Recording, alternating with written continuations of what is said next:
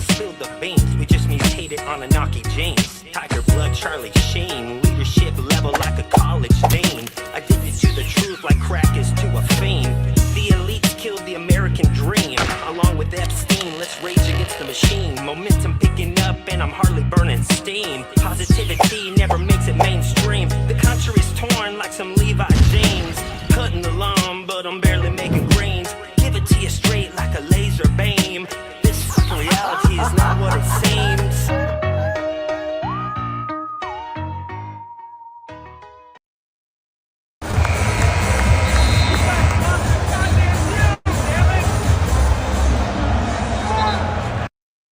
Whoa, what's going on, folks? Hey, you're watching the Off Topic Show. Make sure you guys are going to Compound Center to watch my weekly podcast. Use the promo code Off Topic to save 20% off your monthly and yearly memberships.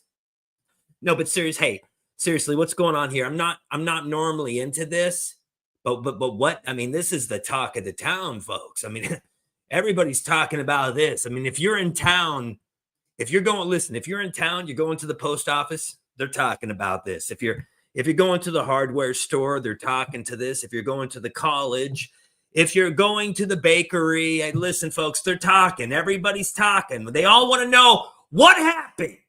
Well, let's go hear straight from the man himself. This is my reaction to the story going down. That was LeBron James coming up to me. Unexpectedly, I might add, to confront me about making sure that I mind what I say. Okay, well, I just want to say something. This guy is supposed to be like a front runner for supposedly this guy is trying to be the front runner for the Democrat Party. Remember, he flips like a pancake. This guy came out to show support for Donald Trump months ago. And then he had to come back out and say, well, that's not what I meant. Now for clicks and views, he's grifting with the Trump train. So listen, I think this guy is a pompous jerk. However, LeBron James, I don't really like that guy much either. And we all know his son is only playing in the NBA. And the only reason the Lakers did that deal with the Mavericks because LeBron is trying to be the first one to get the championship ring with his son. This is all about history and legacy and being remembered forever. But remember, folks, if Kobe Bryant never would have went down on January 26, 2020, they wouldn't even be talking about him in LA, even if they rechanged the Staples Center to the Crypto Center. The fact is this. Straddle the centered line. And I'm telling you, Kobe Bryant, if he was still alive, we wouldn't even be having this talk about LeBron James. But let's go ahead and play this right now. About his son. Can't repeat the words because they ain't suited for FCC airwaves. That's what he was doing. I thought long and hard about this over the last few hours because I had no intentions, Molly, of talking about this at all. Yeah. And the reason why is because it was a one-on-one, I wouldn't say a conversation, but it was a one-on-one confrontation. Okay, what, are you trying to be a victim or something? Bro, you run your mouth all the time. Listen, we know that his son is only in the NBA because of him. We know his son's not that good basketball player, but dude, you run your mouth a lot. You run your mouth a lot. And so let's just admit it, you were pooping your pants. You pulled a Joe Biden. You were scared. Look at that. I mean, damn, LeBron James. Hey, listen, we can talk all the crap we want about LeBron and all this stuff, but dude, he's tall dude. Were you talking about my son?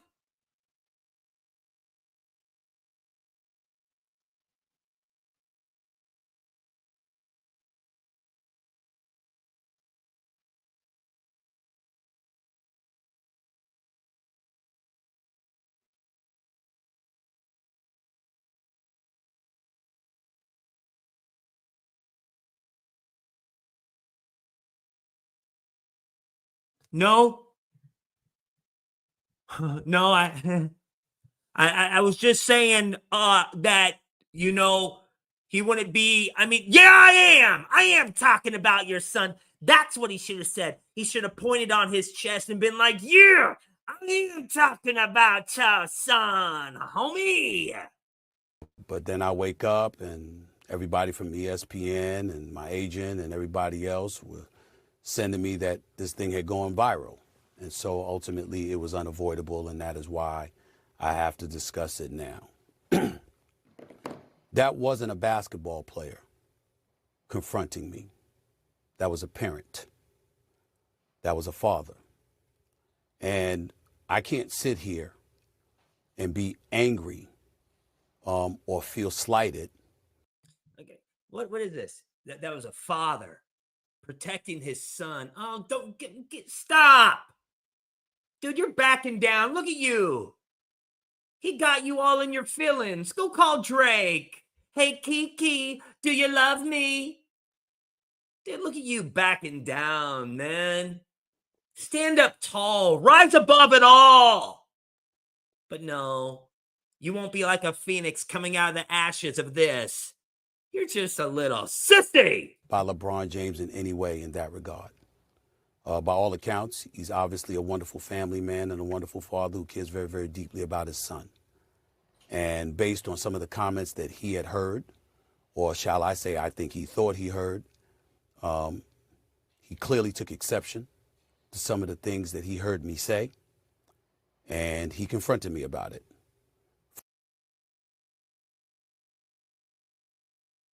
My mic's off. Damn it. Hello, testing.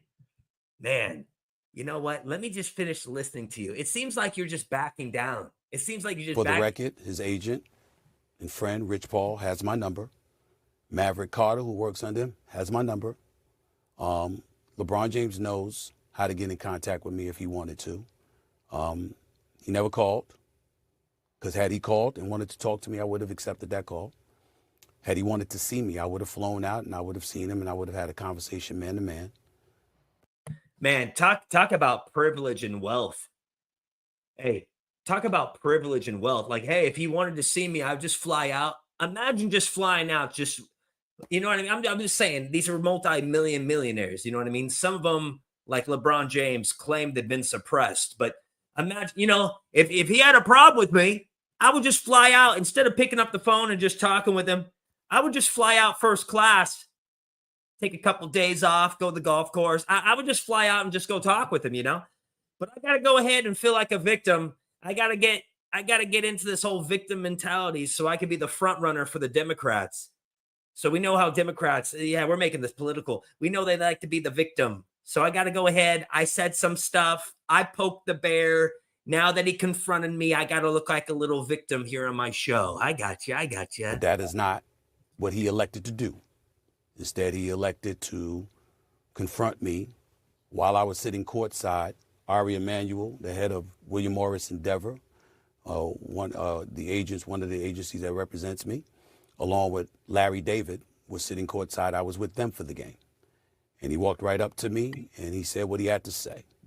Oh, you were with your handlers, the same people that have their hands in with the UFC and now Saudi Arabia with their boxing. You know, Saudi Arabia, you know, bread and circus. We got to win over Western civilization. The way we do that is through sports and entertainment. I don't know about you guys, but who would ever want to go to Saudi Arabia? Like whoever just says, you know what? I got extra money. Let's go to Saudi Arabia. You know, like whoever says, you know what? I got some little extra cash. I'm going to go to Saudi Arabia. I'm going to go to Abu Dhabi. You know what I mean? I'm going to go to the United Emirates. Really? I'm going to go to Dubai.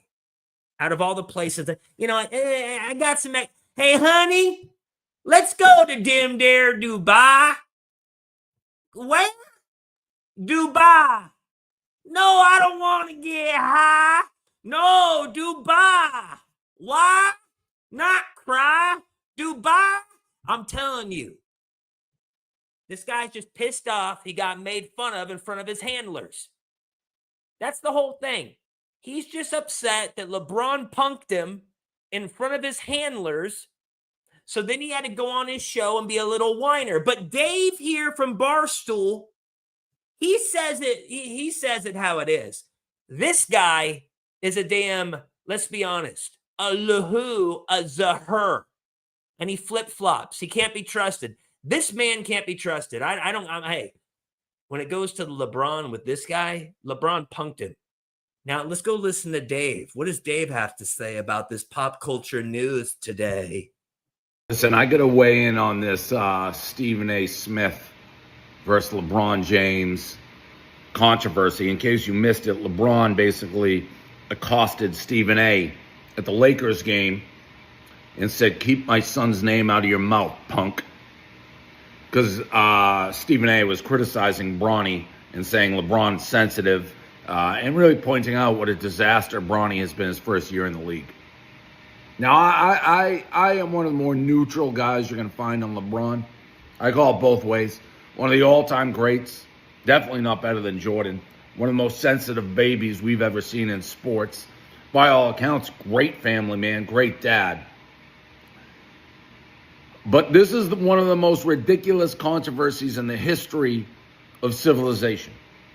LeBron doesn't want Stephen A. or people or the media talking about Bronny, who is a professional basketball player on one of the most storied franchises in the league, number 2 only to the Celtics. What are we talking about here? Now, I know LeBron, when Bronny was 14, he said, one of my big regrets was naming him LeBron Jr. because I don't want him to have the pressure of living up to me. Who could? And then he forces the Lakers to draft this kid in the NBA before he's ready. He didn't even start at USC. Couldn't even get playing time at USC. Ineffective at USC. Now, he overcomes a heart tragedy. Thank God that we're all happy he did that. And Bronny, by all accounts, seems like a good dude. And I feel awful. I tweet my heart aches for Bronny James to have to live up to your dad, which is almost impossible, to have your name LeBron James Jr., even though your dad says he regrets it. Then your dad forces this dog and pony show for you two to be the first father-son in the NBA, even though you don't belong to be there. Everyone knows you don't belong to be there. You're having one of the worst statistical seasons in the history of any NBA player ever. Now, one day he could get in the league, but he's only there now as a make-a-wish to LeBron, to keep LeBron happy. He's in a big boy league playing against big boy players, and he stinks. He stinks. And LeBron doesn't want the media to talk about it? He's going to go up to people and get in their face? What are we doing here? And I try to give LeBron the benefit of the doubt. But if you don't want the media talking about how your son is overmatched and it looks like a make-a-wish, and how helpless he is in this big boy league against paid professionals, then don't force him to go onto the team. Let him be in the G League forever. Let him stay in college. Let him earn it. But you put it, poor Bronny, again, Bronny, honestly, I've never heard one thing I didn't like. Seems like he's got a great head on his shoulders. That's credit to LeBron. But to put him in this situation, it's that ego on LeBron Sr., and I hate to see what he's doing, but to go up to Stephen A. and say, hey, you can't talk about my kid, and then Stephen A. with kid gloves today on First Take. If that's anyone else, he's ripping this guy apart. Your kid is in the NBA. He's a professional player. He's getting paid. That's on you, LeBron. You wanted it. You can't just have everyone throw flowers. Oh, what a great moment opening night, even though that was one of the biggest jokes of all time. What do you expect? I try to root for LeBron. I really do. But, I mean, Deuce Tatum is more important to the Celtics than Bronny Jr. is to the Lakers. Honestly, he is. Can't talk about Bronny James Jr.? He's in the NBA. Stephen A., you're better. I thought he was going to come out swinging. I get it. There's a lot of pressure and, you have connections and friends. But kid gloves today on First Take. If that's anybody else who came up to Stephen A., it's like, hey, don't talk about my kid. He's like, that's a father talking to me. His kid is in the NBA. His kid is in the NBA. You can't talk about a kid in the NBA? Oh, this is disgusting. It is. And that's that whole victim mentality. Why people don't make fun of my kid. Well, don't kid yourselves, folks. And before we end today's episode, let's just remember a little something. Kobe Bryant died on January 26, 2020. Kobe Bryant's X account On January 26th, before he died, what did he put here? Continue to move the game forward, King James. Much respect, my brother. This is all an energy harvest.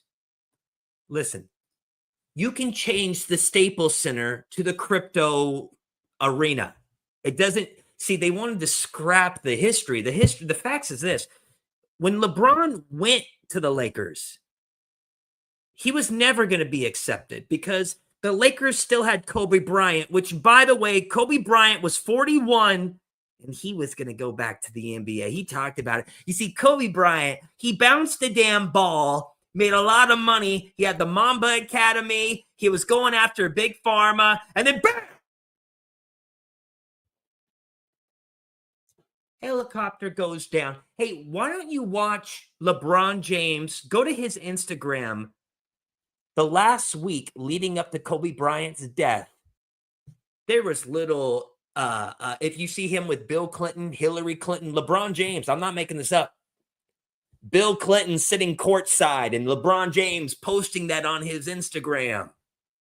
What I'm telling you guys, everything you realize, it's not what this day Kobe Bryant died. Let me just tell you real quick. You see how this is going to be here forever? For as long as the internet is here and X is here, that's Kobe Bryant right there. That will forever be. It's there, everybody. Look at that. Look at it.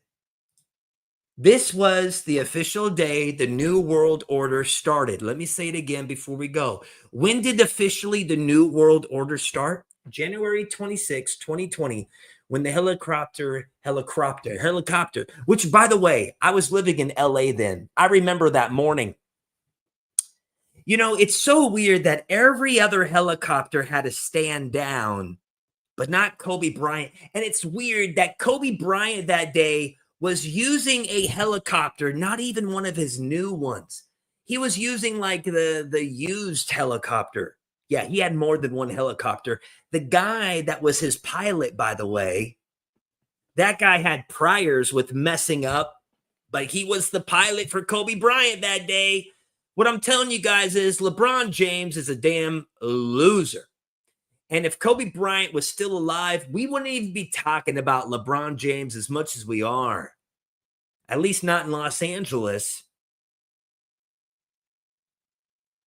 At least not in Los Angeles. LeBron James would not have the legacy he is leaving for himself if Kobe Bryant was still alive. It wouldn't be in Los Angeles, folks. So what I'm going to recap for today's video about this whole thing and LeBron James and all this is all theater. Yeah, it's distractions. We all know on the Off Topic show, we get a little off topic and there's bigger topics to talk about. But the thing is, we got to talk about this. This is all show. Look at this guy. He talks about wanting to address it. Oh no, he's a damn joke, bro. If all we know, they did that purposely. He's trying to be the front runner for the Democrats. But you can't trust this guy. He's fake. He says one thing, does another thing, talks bad about Trump. Like he really rolls back the statements he says. I've always said, yeah, I like Trump, but I mean, can't trust all these politicians. In a way, they're all kind of the funny bone, and it's not funny. I was trying to say they're all rubbing elbows to a certain extent. Gosh, I'm just saying, this guy, you can't trust him, folks. Make sure you guys are hitting the notification bell, liking this video. In a couple hours, I'll be live on the channel doing behind the scenes for my daily podcast over on Compound Censored. Make sure you guys use promo code OFFTOPIC to save 20% off your monthly and yearly memberships.